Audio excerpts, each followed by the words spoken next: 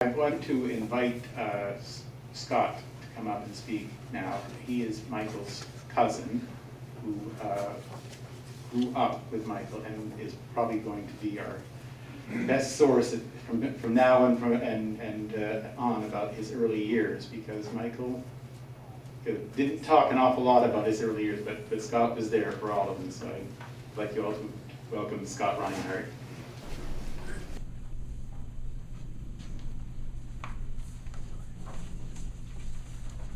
Hello, everyone. This is not single-spaced. Hopefully, it's written large enough so I could read it.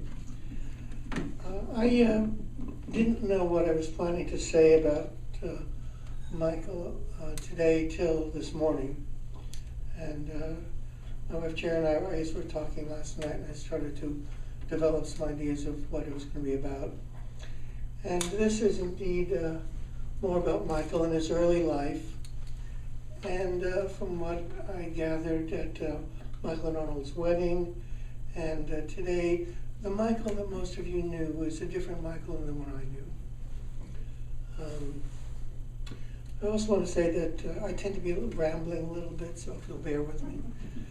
I'm a psychologist, and a lot of my comments are informed by how I look at the world as a psychologist. And one of the things I wanted to comment on was that I don't believe so much it's the facts of people's lives that are influential, but their interpretation or their take of the facts. Facts are what they are. What we make of them is something else.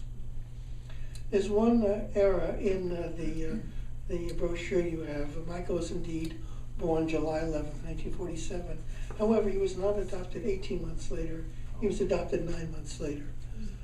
So Michael, in my opinion, had 3 birthdays. July 11th, then I don't know the exact one, but it was April of 1948, and then 30 years ago today. I'll speak of Michael's death, which I want to say some things about at the very end of my comments today. And I thought I'd begin by talking about the world into which Michael came when Michael joined the Fein family. His parents, Ben and Sylvia, were first cousins. Sylvia's father and Ben's father were brothers. I don't know a lot about the early years of Ben's life, but he was a very rough kind of guy, and from what I gathered, what I remember, he spoke to me about his childhood, was that it lacked a bit in loving care, nurture, and support, and sometimes food. He told me oftentimes that probably wasn't a refrigerator, it's probably an icebox, was locked, and they couldn't easily get food when they needed it. My interpretation of some of that was that the kind of love and support we all need, he didn't get just easily, didn't come easily to him. And maybe that may have contributed to his becoming a rather aggressive fellow. He was in his 20s, I believe. He had a short career as a professional boxer. He boxed under the name of Jack Roberts. Somewhere I have a photograph of him like that, but I couldn't find it to bring it up today. The story goes that he was pitted against a boxer he should never have been fighting, and he got totally creamed. And after that, he stopped boxing. However, when World War II came, after he and Sylvia were married, when he did go overseas, he was an MP. And again, from the stories that he gave, he used his aggressivity in a legal manner. Before he went overseas, though, he was stationed in Waco, Texas. And Sylvia joined him there for a period of time. And when she returned, when he was shipped overseas, Sylvia came to live with my parents and I.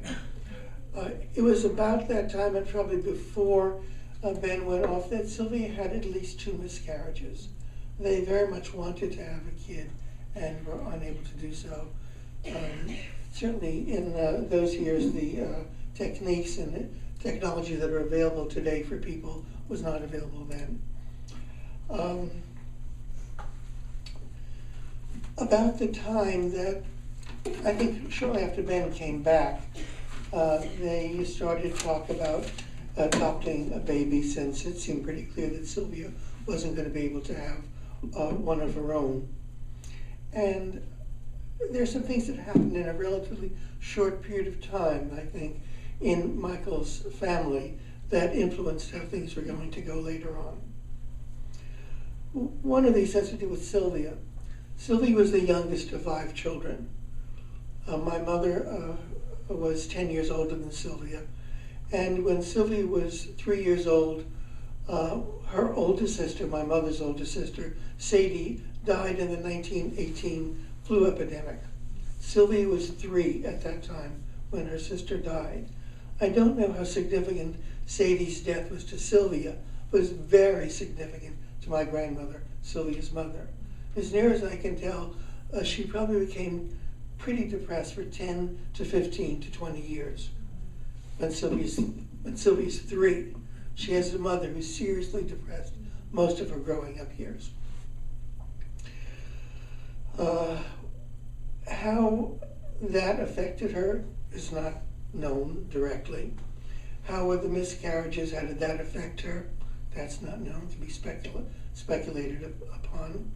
But at the time that, as I said, when Ben came home and they started to think about adoption, it was about the same time that Sylvia's mother, my grandmother, was diagnosed with cancer. That would have been in 1946, thereabouts. And she began a 2-year process of a very painful, protracted, yuck, awful death.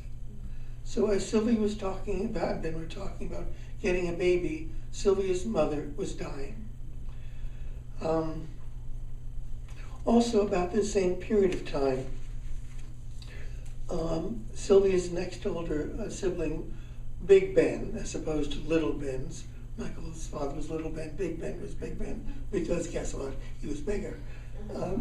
Ben and his wife divorced in a very yuck kind of divorce, and their daughter, Janet, Michael's cousin Janet, essentially was separated from the family for many, many years. I was talking to Janet the other night. She was very sorry that she and her partner couldn't make it up here today, but she was saying she didn't reconnect with Michael till the 1990s. She and he were disconnected, 50 years before then, 40 years before then. So there was a very, very long period of time where she really wasn't involved in his life and missed a lot of his younger years. What she said, though, when we were chatting, was that one of the things that made it easier for her to reconnect with him, to cement the family again, and that he made it very easy for her to do so in terms of his openness, his caring, warmth, etc. When Michael was 3, Sylvia's father died. Again, how that affected Sylvia, the coincidence in age between when she was 3 and her mother got depressed, when her son is 3, her father dies, I don't know, but it's unlikely that there was no impact. One of the things I do know is that there wasn't an ease or a tolerance for feeling sad.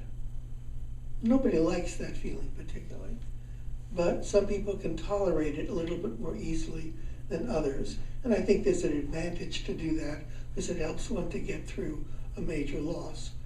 Sylvia's modus operandi, and Ben's as well, was to yell, or to scream, or to throw things and get totally hysterical when something else might have been perhaps more useful. One of the things that was different was my mother's temperament was different than Sylvia's. She lost the same mother, she lost the same father, but her demeanor was more calm and more even. And I think that played a part in her relationship with Michael. She, I think, could see Michael a bit more clearly than his mother could, but she was a bit of a remove. And it's perhaps easier to see things something of a distance when one is up close. It's not at all in any way to suggest that Sylvia didn't love Michael. She loved him to death, if you will. But her way of being in the world was very explosive. And I remember as a kid when I was around times when Sylvia and Ben were, it was scary and upsetting, and I was older, and Michael was very little at this time. What my mother did offer Michael at times was a kind of calm support, a calm love, and she protected him as best she could in these firestorms, emotional firestorms. They were often times a part of the life there. As you know, parents want the best for kids, and they want them to be successful. They want them perhaps to do better than they did, to make their life easier and so on.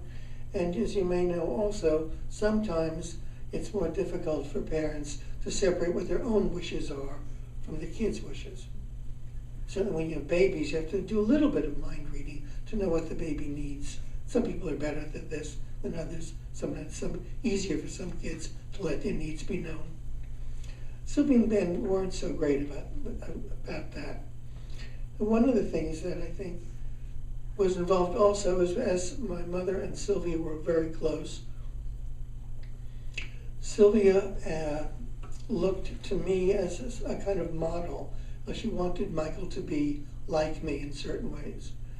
That led to a certain kind of competition, and if I was 10 years older, it wasn't quite fair because I could do things without even trying that Michael would have trouble doing. That's an obvious distinction, but it's hard to say if you're compared to someone and they always do better, for a kid to say, oh, he's 10 years older than me, of course he's going to do better. I don't think Michael as a child was able to say that. And I think that inadvertently contributed to some lousy feelings he may have had about himself. There was one area, however, that Michael could excel that I couldn't. Michael had a voice, and I didn't, and I don't. So I think one of the things that happened is, I think Sylvia wanted to sing also. I don't know if she had a voice or not, but she was, I saw her in some amateur theatricals, and maybe part of that helped her to encourage Michael in his theatrical singing career. One of the things that happens for adopted kids, not always, but oftentimes, is that even though they're in a family that loves them, even though they're accepted, even though they're not said, oh, you're an adopted kid, you're different, that oftentimes for adopted kids, when they're teenagers, they run into trouble. And Michael did. He had a very difficult time during his teenage years. And unfortunately, that was also a time when I was in my late 20s and into my 30s, and my life started to diverge as I left, as it were, my original family. So most of my knowledge of Michael, my closest times with Michael, were when he was a kid into his 20s.